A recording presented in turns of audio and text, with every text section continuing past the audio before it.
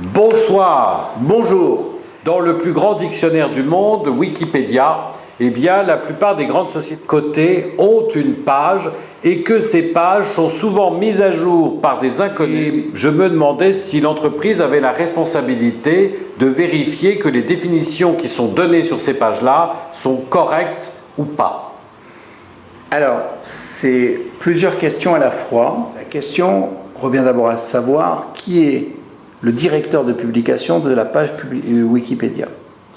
Si c'est l'entreprise qui a ouvert sa page et qui s'est désignée comme étant le directeur de publication, elle a donc là-dessus, elle est responsable de tout ce qui... C'est le premier qui ouvre une page qui est responsable de la publication. Non, mais la question, elle est là à se poser. C'est que sur Wikipédia, où elle appartient à personne. Voilà, elle appartient à personne. Il a l'art de poser des questions qui ne se posent pas. Bon.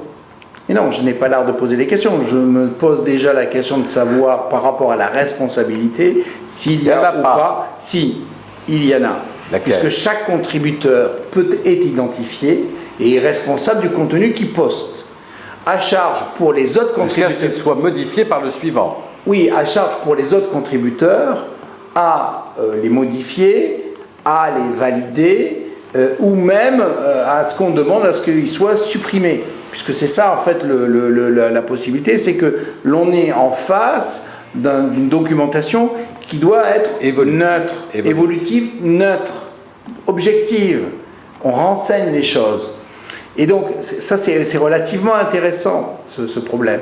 Donc si c'est l'entreprise qui a ouvert sa page et qui a commencé la première contribution, j'allais dire qu'en se positionnant sur Wikipédia et cette encyclopédie, elle ouvre la boîte de Pandore.